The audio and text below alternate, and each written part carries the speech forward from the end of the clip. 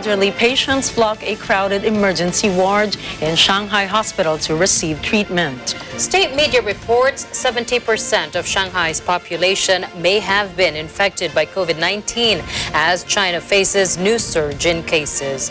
More details on this later in the news. Good evening. I'm CJ Hero. And I am Nina Richie Flores. This is Mata ng Agila International. Now for the headlines. President Ferdinand Marcos Jr. aims to boost bilateral ties with China. Philippine National Police ensures security of passengers at NAIA. NTC says over 11 million Filipinos register their SIM cards. Moscow says Kyiv strike kills 63 Russian troops. And Mexico's top court elects first woman president.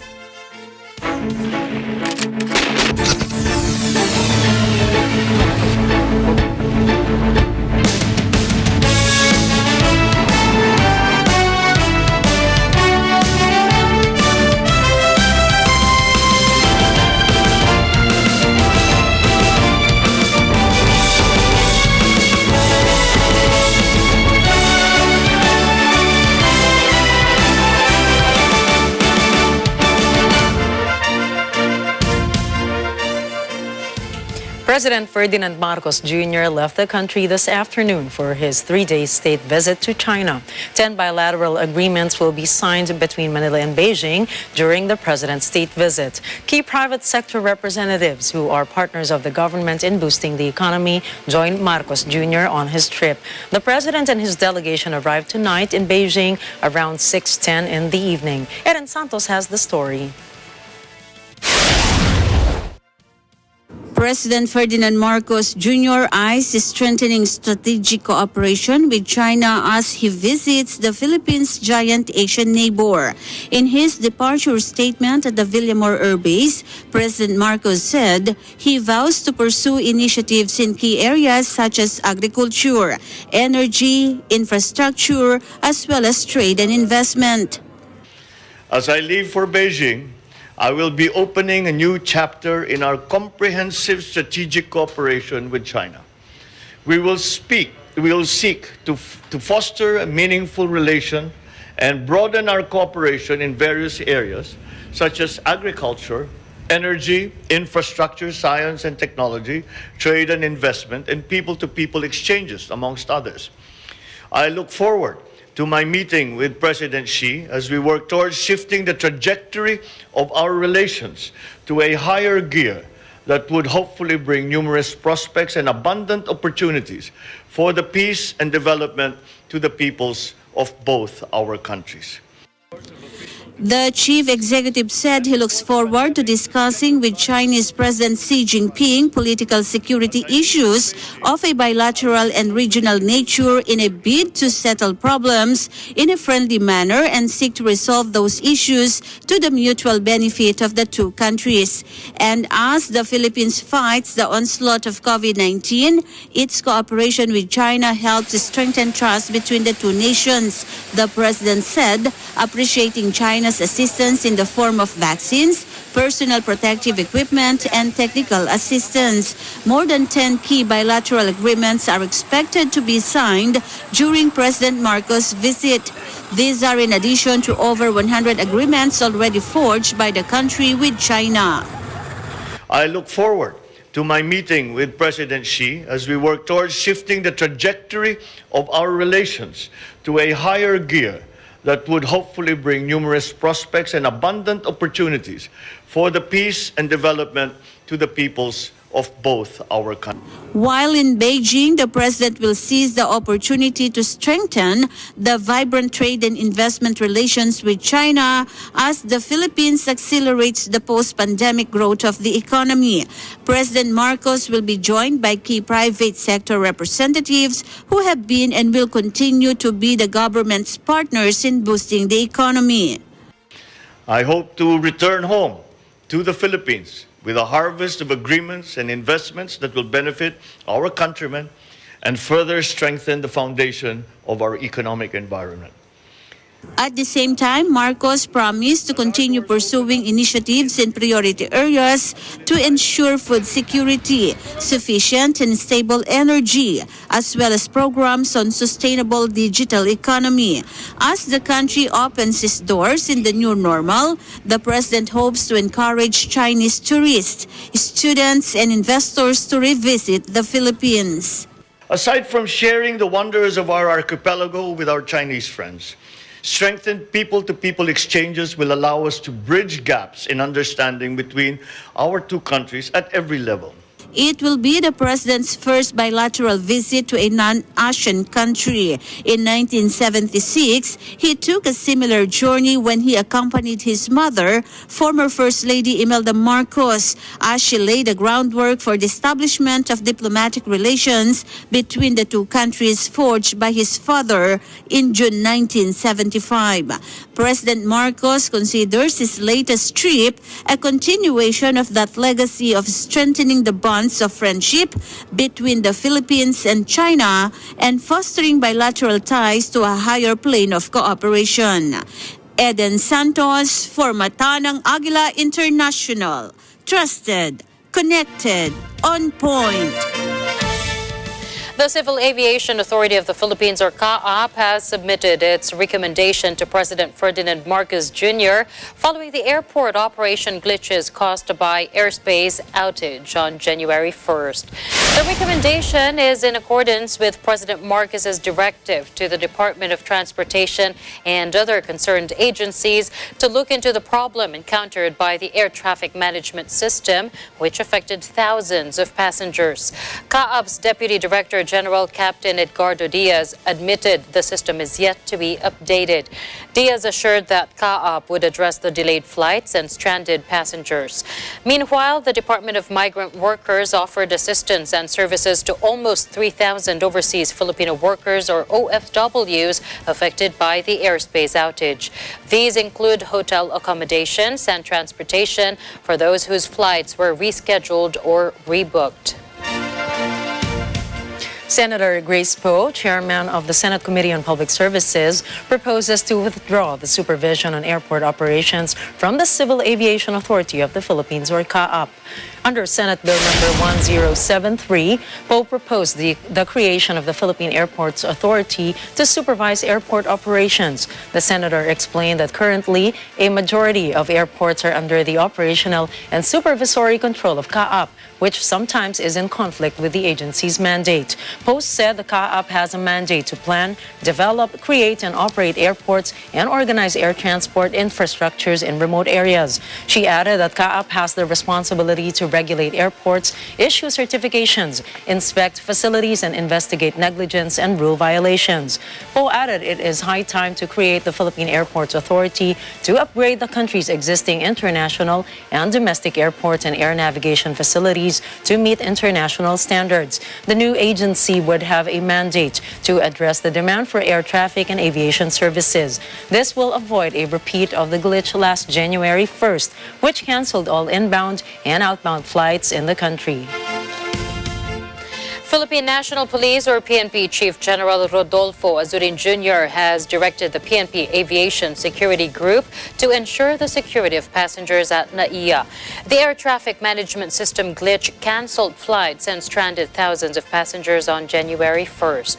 PNP Public Information Office Chief Police Colonel Rodrigo Maranan said while the Civil Aviation Authority tries to normalize flight operations, many stranded passengers need security.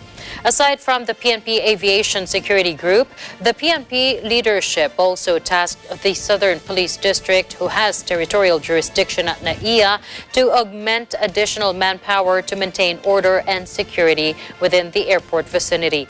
The PNP also directed national support units, including the Explosive and Ordnance Division, PNP K9 Group, and PNP Health Service to augment operational support for NAIA's security. President Ferdinand Marcos Jr. has put a stop to the premium rate hike of the Philippine Health Insurance Corporation, or PhilHealth. In a memorandum issued by the Office of the President, signed by Executive Secretary Lucas Bersamin, President Marcos Jr. ordered the deferral of a scheduled hike in the PhilHealth premium rate from 4% to 4.5%. Aside from the premium rate, PhilHealth also set the income ceiling from 80,000 pesos to 90,000 pesos in 2023 under Republic Act number 11223 or the Universal Healthcare Act. The palace cited socio-economic challenges and difficult times as reasons for the suspension of the premium rate hike and income ceiling. Under the UHC law, the premium rate will increase to increments of 0.5% every year starting 2021 until it reaches 5% in 2025. In January of 2021, former President Rodrigo Duterte directed PhilHealth to defer the hike amid the health crisis. The National Telecommunications Commission, or NTC, reports more than 11.2 million SIM cards have been registered after the launch of the SIM card registration on December 27 last year. Yesterday's recent data says the total so far is 11,219,722.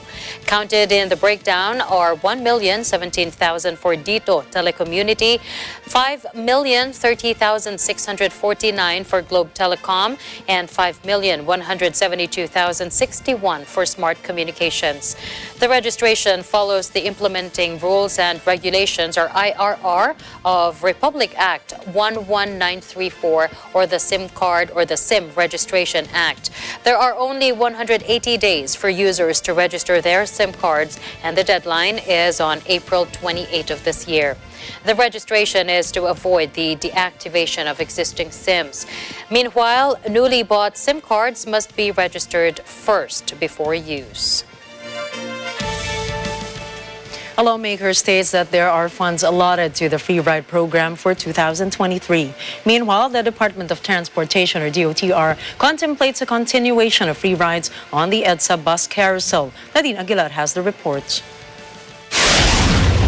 The Department of Transportation's Free Ride or PUV service contracting program is not included in the National Expenditure Program submitted to Malacanang. However, Senator Sonny Angara assures that there are funds allotted to the Free Ride program. The Senate Committee of Finance Head says 2 billion pesos were allotted to the program as part of the 2023 General Appropriations Act. Lawmakers said the Free Ride program will be a huge help for commuters, as the cost of their transportation will be deducted from their basic necessities. Angara added that if the program will be continued, the number of buses in service will be ensured. This will avoid the slow movement of passengers and the long queues at bus terminals. Meanwhile, the Department of Transportation is taking a closer look at how they will use the 2 billion pesos funds for the Free Ride program. The DOTR explained that it will work with the LTFRB to implement a program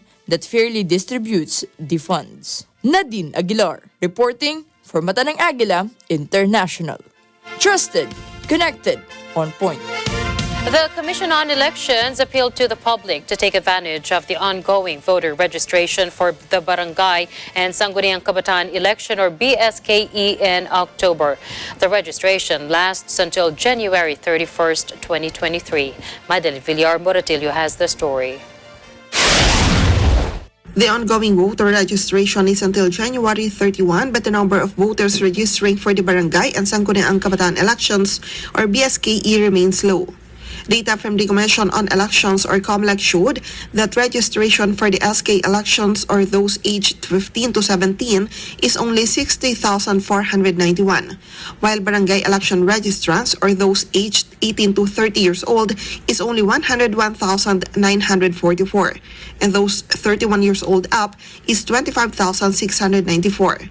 The poll body is appealing to the public to go out and register. Huwag po kayong aasa doon sa sabi-sabi na i-extend ng COMELEC. Paano kung hindi namin extend yung registration?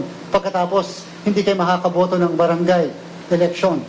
Tapos makakapagpa-register kayo after na ng barangay election. So sayang naman po na kayo ay makakapagsabi kung sinong gusto nyong leader ng inyong barangay. Yung mga nirereklamo yung mga barangay officials, yung mga gusto nyong barangay officials, di kahit paano magkakaroon kayo ngayon ng dahilan upang sila ihalal o hindi ihalal. COMELEC Chairman George Garcia said there are a lot of opportunities for the public to register.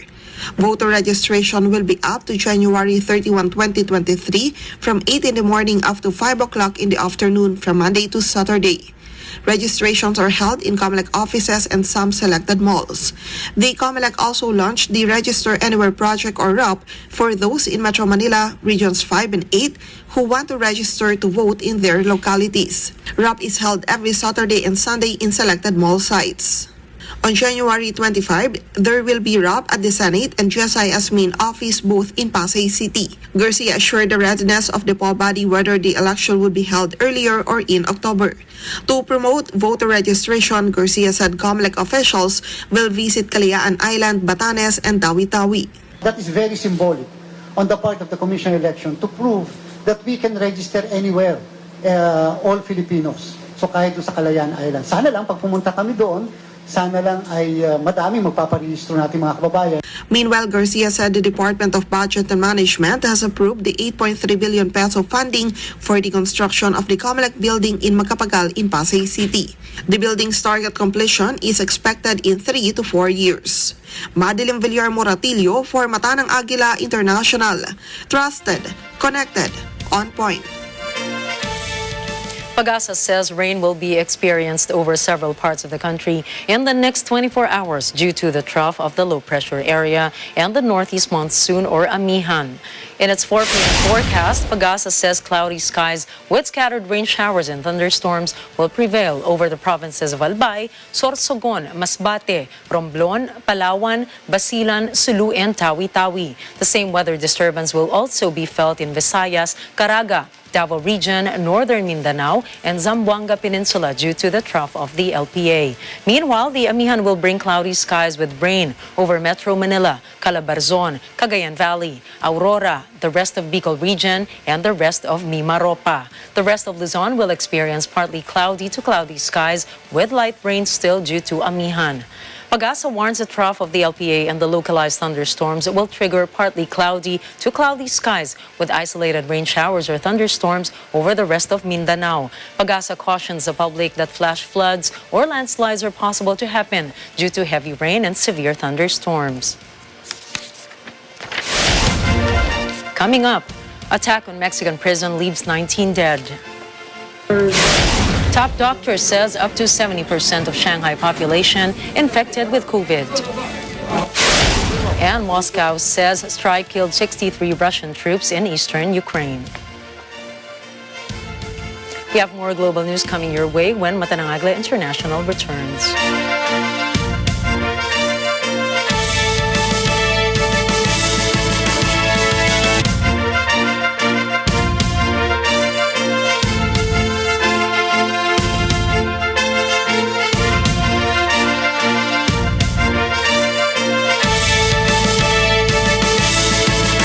This portion is brought to you by Final Match Security and Investigation Agency. Alam namin ang iyong pagsisikap. Dama namin ang iyong mga sakripisyo. Kita namin ang pagharap mo sa bawat pagsubok. Kaya sa kabila ng mga hamon ng buhay, nandito kami para umalalay. Kasi katulad mo, gusto rin namin ang magandang bukas para sa kanya. Hatid namin ang dekalidad na edukasyon at makabagong pasilidad sa abot kayang halaga. Kaya huwag ka na mangamba. Sasamahan ka namin tuparin ang mga pangarap niya.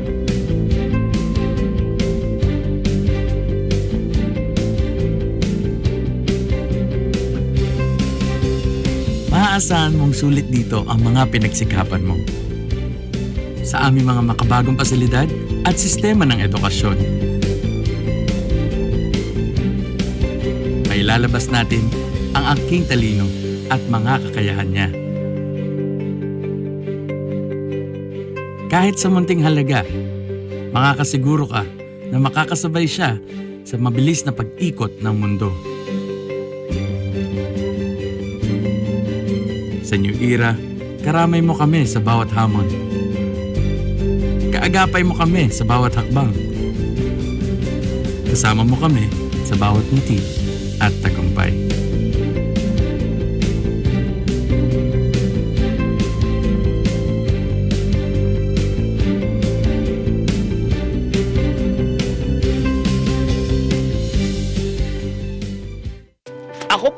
si Robin Padilla, na bumabati sa inyo ng maligaya at maunlad na bagong taon, mga kaagapay. This portion is brought to you by 318 Automart, Arlex Trading and Construction Supplies.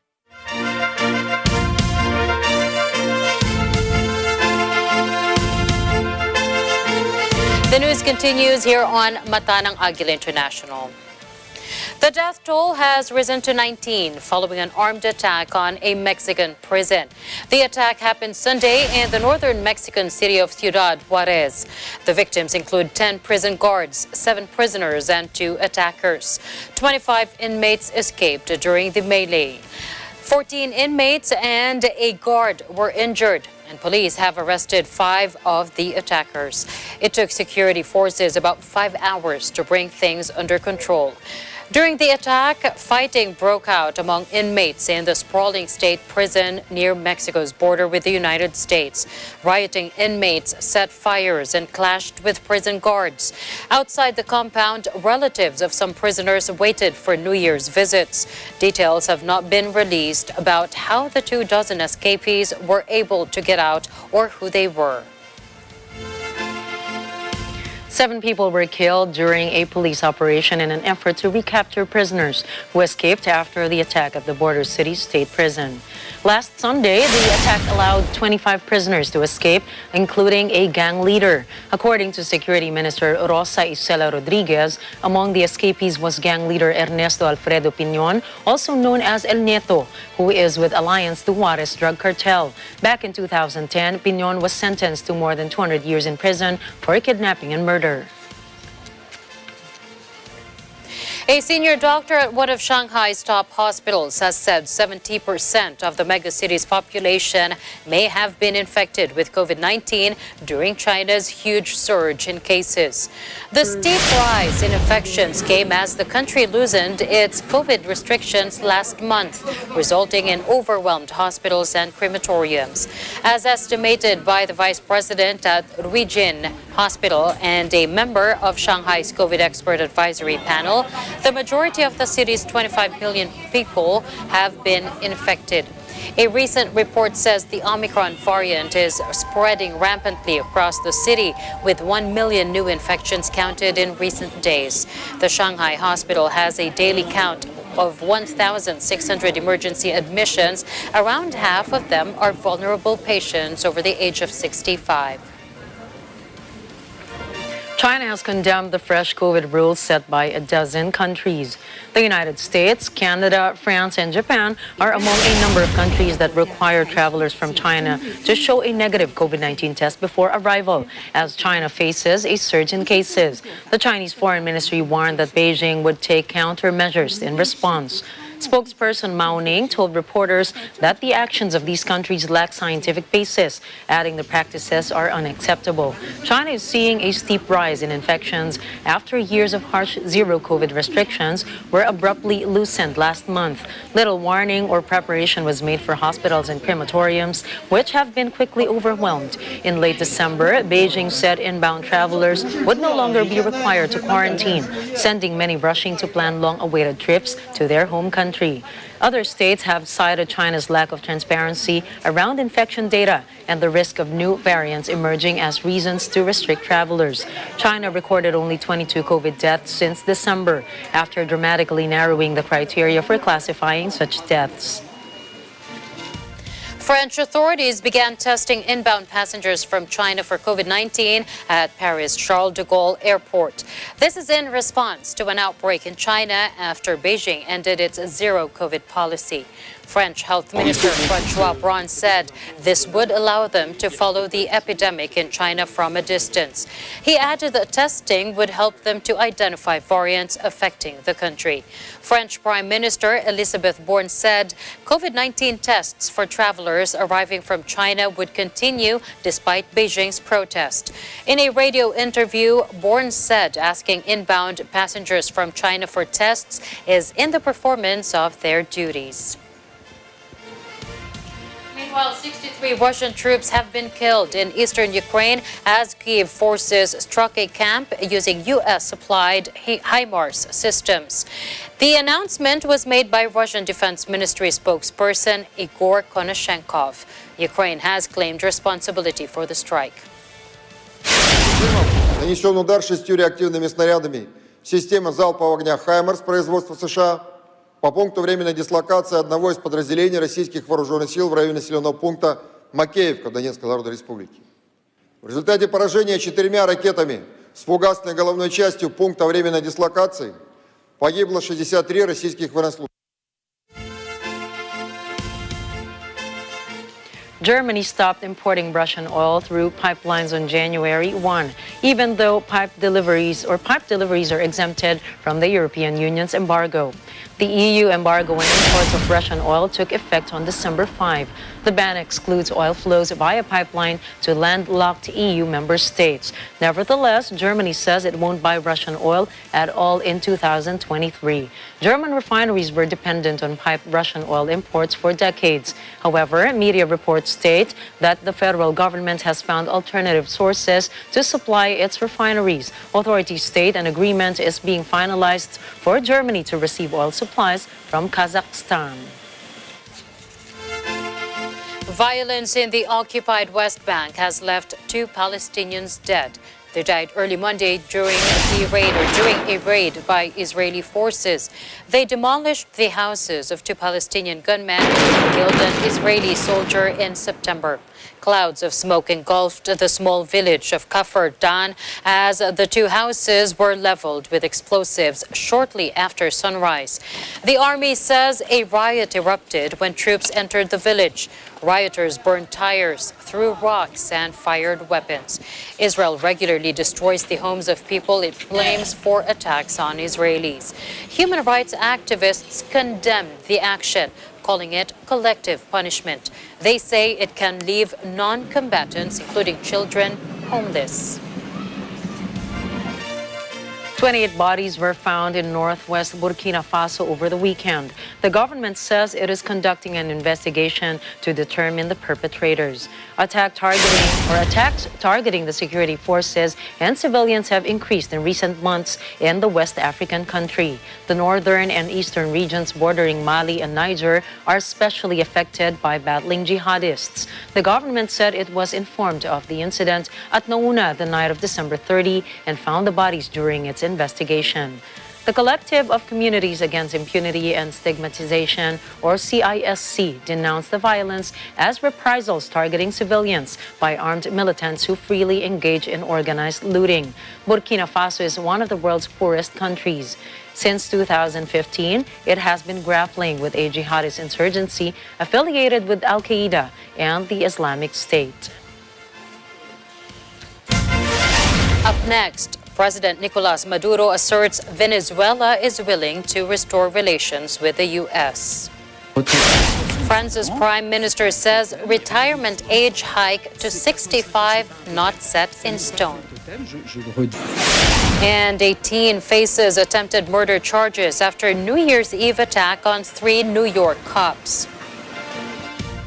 Stay tuned. Mata ng Agila International will be back with more global news.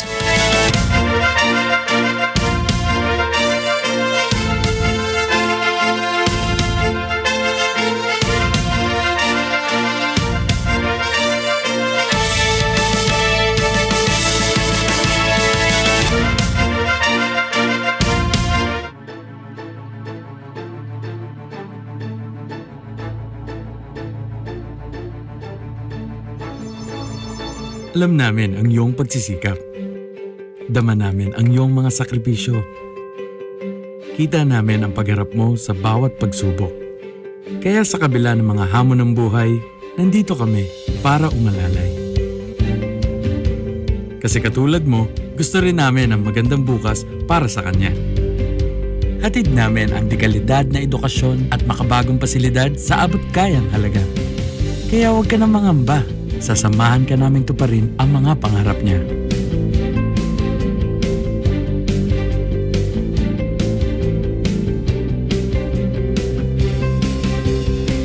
Inaasahan mong sulit dito ang mga pinagsikapan mo. Sa aming mga makabagong pasilidad at sistema ng edukasyon. May lalabas natin ang aking talino at mga kakayahan niya. Kahit sa munting halaga, makakasiguro ka na makakasabay siya sa mabilis na pag-ikot ng mundo. Sa New Era, karamay mo kami sa bawat hamon. Kaagapay mo kami sa bawat hakbang. Kasama mo kami sa bawat ngiti at tagumpay.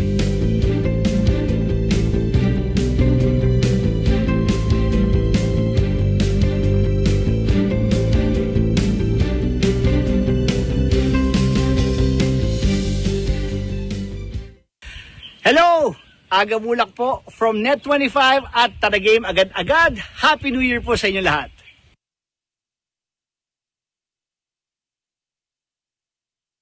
This portion is brought to you by Source Alliance.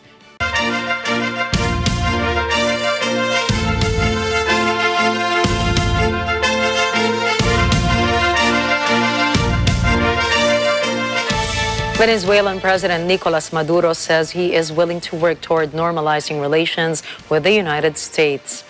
In a television interview, Maduro says he will make the effort despite continued sanctions that are crippling his country. Sanctions include an oil embargo. His remarks come days after the country's opposition voted to dissolve an interim government led by Juan Guaido. Guaido had been recognized as Venezuela's legitimate leader by many countries, including the U.S., following the disputed 2018 elections.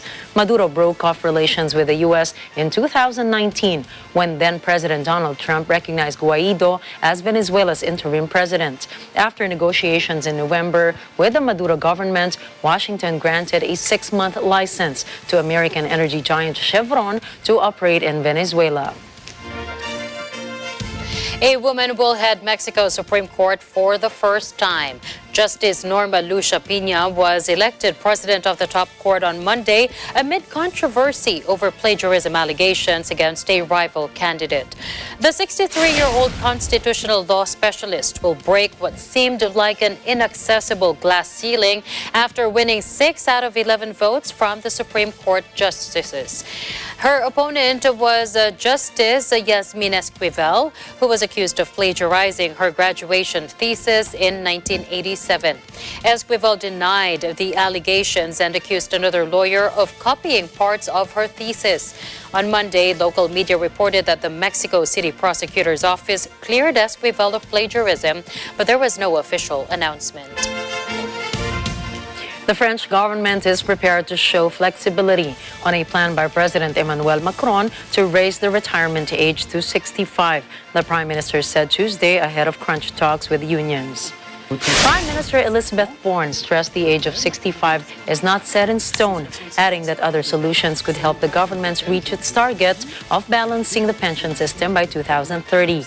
Borne said the plan is set to be presented to the cabinet on January 23 before being debated in Parliament at the beginning of February. Full details of the plan, which raised the retirement age from 62, will be unveiled on January 10.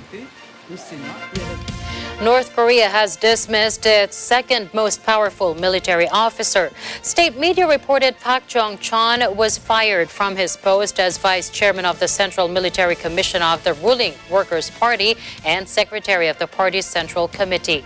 The Central Committee announced in its annual meeting last week that Park was replaced by Ri Yong-gil. The committee did not explain the cause for the change-up, but Pyongyang regularly changes leadership positions. Park's replacement, Ri Yong-gil, is also a senior military official, previously holding the positions of defense minister and chief of the Army's general staff. The change comes as North Korea is developing new intercontinental ballistic missiles for a larger nuclear arsenal. Analysts describe the buildup as a countermeasure to U.S. and South Korea's defense strategies. 18 children have died after drinking cough syrup manufactured by Indian drug maker Marion Biotech. Uzbekistan's health ministry says Preliminary tests showed a batch of the medicine contained ethylene glycol, a toxic substance. The ministry also confirms 7 employees have been dismissed due to medical negligence. Meanwhile, Indian Health Minister Mansukh Mandavia has ordered Marion Biotech to halt its manufacturing activities while further investigation is ongoing. News sources say Marion Biotech could not be immediately reached for comment. The allegation comes weeks after the African country Gambia also linked child deaths to cough syrups made by another Indian firm. Britain's younger population is out of work at record levels, citing mental health issues as the cause. The Office for National Statistics, or ONS, reports there is a 29% increase among 16 to 24-year-olds, citing long-term sickness for unemployment. The number is even higher for 25 to 34-year-olds. 42% report mental health issues as the reason for being economically inactive. Among 50 to 54-year-olds, work-related stress was listed as the biggest driver of inactivity. Statistics show that overall mental health issues affected all age groups, with a 10% increase on pre-pandemic figures. The United Kingdom is struggling with a worsening economic crisis. Wages have not kept up with double-digit inflation, with many groups protesting for higher pay.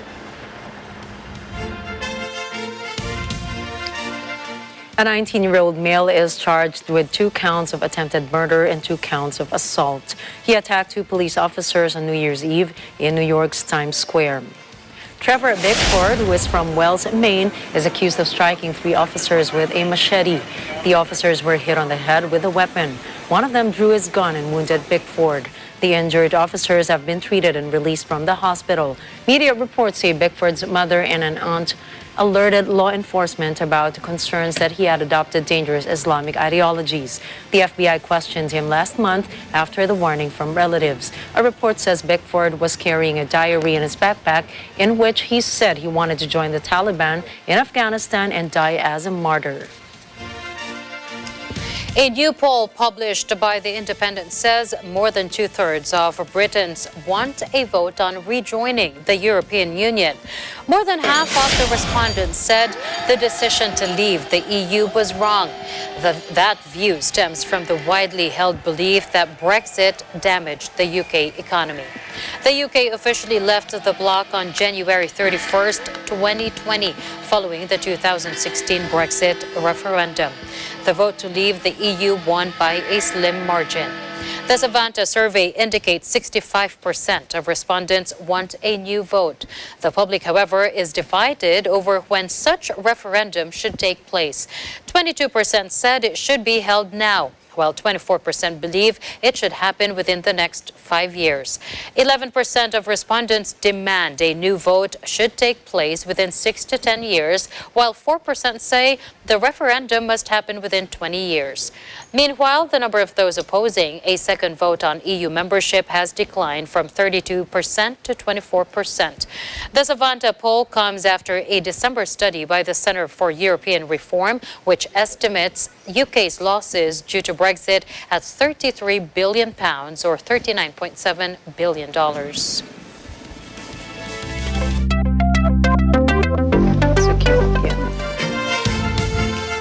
South Korea's first ever lunar orbiter, Danuri, has sent photos from space. The National Space Center received black and white photos showing Earth and the moon's surface. Danuri is a play on the Korean words moon and enjoy. It was launched on a SpaceX rocket from the United States in August of 2022 and entered lunar orbit last month. The spacecraft rotates the moon every 2 hours with a distance of fewer than 120 kilometers. The Korea Aerospace Research Institute says the images and videos taken by the spacecraft will be used for their ambitious plans for outer space, including landing a spacecraft on the moon by 2032 and Mars by 2045. President Yoon Suk-yeol hailed Danuri's photos as a historical moment in the country's space program. Coming right up, International Monetary Fund issues dire warning. Brazil says final farewell to King Pelé. And Earth, Wind and Fire drummer Fred White dies at 67. We have more international news coming your way when Mata ng Agila International returns.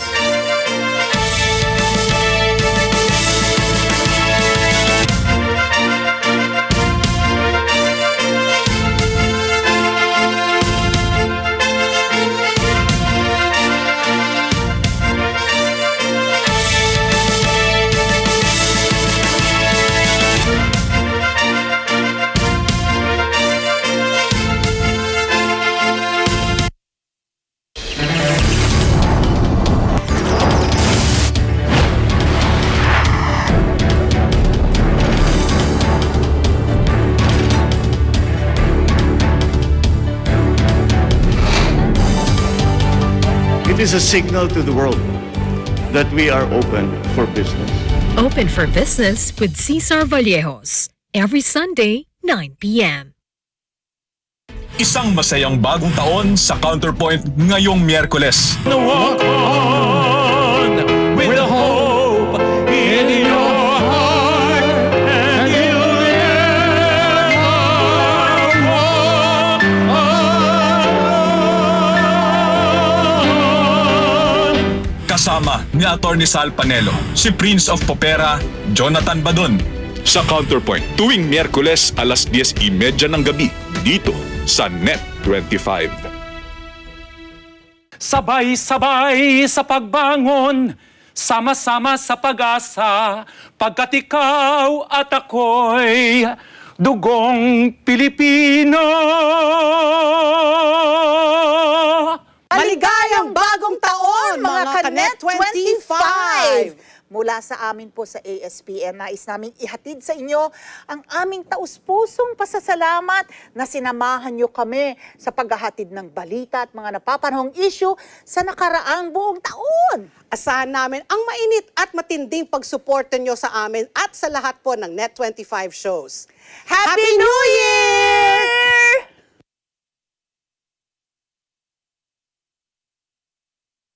Mga kaagapay, mayroon akong nais ibahagi sa inyo. Ito ang kwento ng Iglesia ni Cristo Eco Farm Projects. Isa sa malalakas na katuwang ng ating bansa sa usapang agrikultura. Alam ng pamamahala ng Iglesia ni Cristo ang malaking pangangailangan sa food security at ang kahirapang kinakaharap ng maraming mamamayan. Kaya, samahan niyo ako at sabay-sabay nating silipin, libutin at alamin kung paanong ang pagnanais sa pagtulong sa mga nangangailangan ay nagbunga ng libu-libong hanap buhay at kaunlaran sa iba't ibang lahi at komunidad. Ako po si Robin Padilla at ito po ang ulat, kaagapay sa hanap buhay.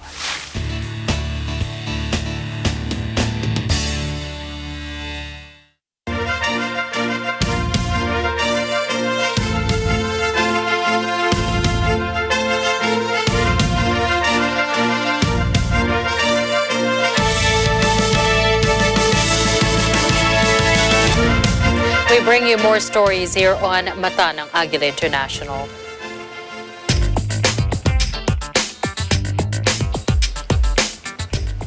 The head of the International Monetary Fund, or IMF, predicts 2023 will be tougher as the economies in the United States, European Union, and China slow down. IMF head Kristalina Georgieva expects 1/3 of the global economy will be in recession. She adds that China will face a difficult start to 2023 with negative impact growth. Last October, the IMF slashed its outlook for the world's economic growth in 2023, citing the ongoing Ukraine conflict, inflation, and hiked interest rates in its changed forecast. Since then, Beijing abandoned its zero-COVID policies. It reopened its economy but brought a surge of COVID infections. Georgieva adds that the U.S. will be the most resilient to avoid recession with its strong labor market. U.S. energy giant ExxonMobil sues the European Union in a bid to stop its new windfall tax on oil firms. A windfall tax is imposed on firms that benefited from economic expansion. In September, EU Chief Ursula von der Leyen announced an emergency plan for major oil, gas, and coal companies to pay a crisis contribution on their increased 2022 profits. However, Exxon accuses Brussels of exceeding its legal authority. It called EU's tax measure counterproductive. In October last year, ExxonMobil reported a quarterly profit of almost $20 billion or 17.3 billion pounds. ExxonMobil, along with other major players in the oil and gas sector, also argues that a crackdown would otherwise discourage investment. In an investor meeting earlier this month, ExxonMobil estimated the EU tax would cost the group over $2 billion. Meanwhile, the European Commission says it takes note of Exxon's lawsuit and insists the General Court will rule on Exxon's complaint.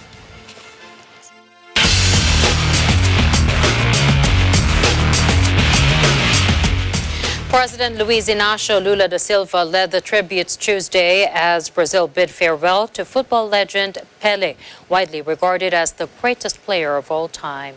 After a three-day national mourning, Brazil paid its last respects to the football king. Pelé died Thursday from cancer at the age of 82. President Lula, who was sworn into office Sunday, traveled to the southeastern city of Santos for the wake of the global icon of football. Thousands of fans and football dignitaries, including FIFA President Gianni Infantino, filed past the black coffin at the stadium where he first dazzled the world, the Villa Belmiro, home to his longtime club, Santos FC. Former NFL guard Uche Nwaneri died on Friday at the age of 38. His former team and the Jacksonville Jaguars announced his sudden death on Monday afternoon. Reports say Nwaneri was at his wife's home in West Lafayette, Indiana. His wife found him unresponsive in a bedroom around 1 in the morning. Initial autopsy results indicate a possible heart attack. Officials have found no signs of foul play. Nwaneri's family and authorities did not give further details about his death. The NFL suspended play Monday night after Buffalo Bills safety Damar Hamlin collapsed on the field in Cincinnati. The medical team quickly administered CPR, defibrillated, and transported Hamlin to a local hospital. His team said Damar suffered a cardiac arrest after tackling Bengal's T. Higgins. Doctors say the football star is in critical condition. From various TV angles, Hamlin climbed to his feet after tackling Higgins. He stumbled afterward and seemed to lose consciousness. Sources say the impact of the tackle did not appear to be Hamlin's head or neck, but to his chest. Early Tuesday morning, Buffalo issued an update via Twitter. They said Hamlin is in the University of Cincinnati Medical Center for further testing and treatment. Prolific Russian lightweight fighter Damir Ismagulov has announced his retirement from mixed martial arts at the age of 31. In an Instagram message, he cites health concerns as his reason to end his sports career. Ismagulov is ranked 12th in the UFC lightweight division. He recently fought in Las Vegas on December 17, where he was beaten by Armenian-Russian Arman Tsarukian. It was Ismagulov's first loss in the UFC and the second of his career.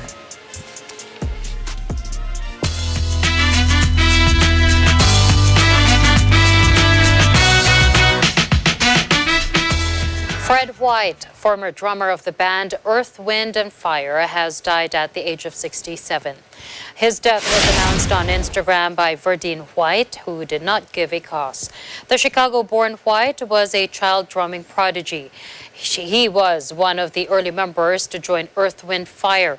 The group became one of the best-selling bands of all time. They sold over 19 million records worldwide. Earth, Wind, Fire won 6 Grammys and 4 American Music Awards. They entered the Rock and Roll Hall of Fame in 2000 and gained a star on the Hollywood Walk of Fame. The Cesar Film Awards announces it will ban anyone facing a potential prison sentence for sexual assault from its 2023 ceremony. France's version of the Oscars, due to be held next month, insists the ceremony is acting out of respect for any possible victims. The rule also applies to anyone who has been convicted of such an offense. It means the event will exclude French actor Sofiane Benacer, who is under investigation for allegations of rape, which he denies. Sources say some groups will protest if Benacer attended. In 2020, the Cesar Academy was heavily criticized when Roman Polanski won Best Director at the Cesar Academy. Polanski was wanted in the U.S. for statutory rape. In keeping with tradition, the Tournament of Roses parade moved its famous floral float displays from Sunday, New Year's Day, to Monday, January 2nd. Despite the shift, crowds still lined the streets of Colorado Boulevard. They celebrated the sights, sounds, and fragrances of the iconic event. The theme this year, Turning the Corner. In Pasadena, California, we have Alan and Eva Basalyahe with the story.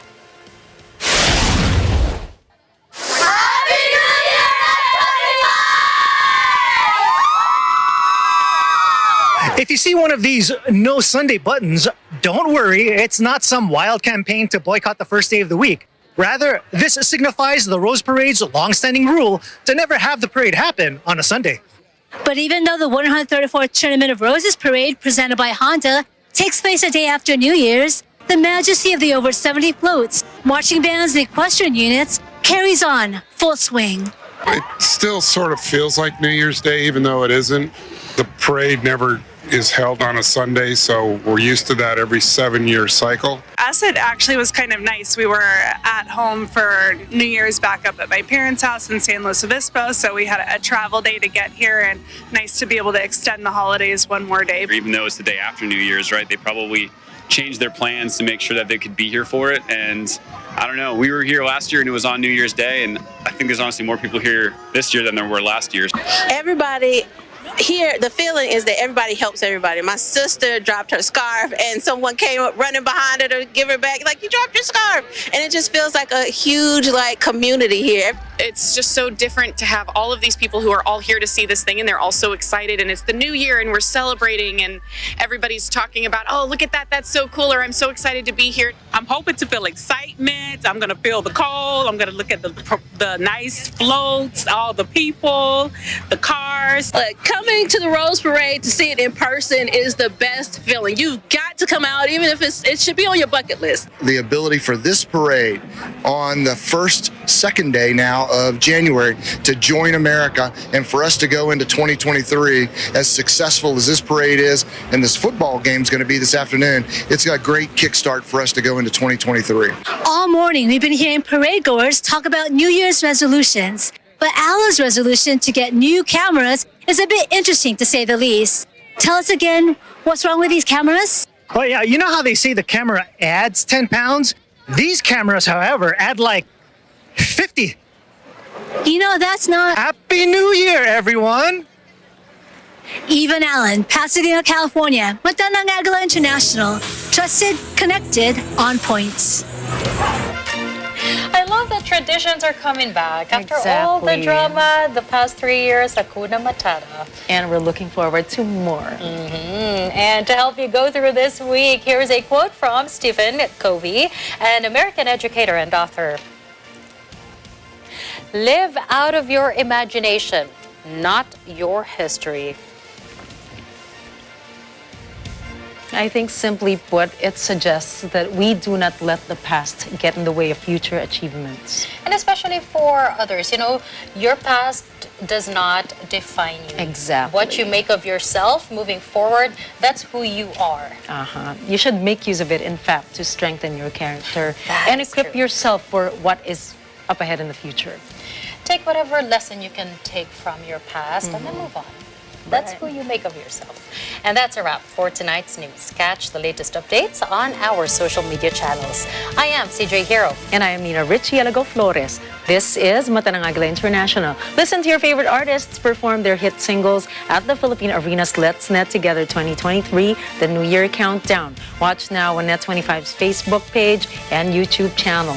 Again, this is Matanang Agila International, trusted, connected, on point.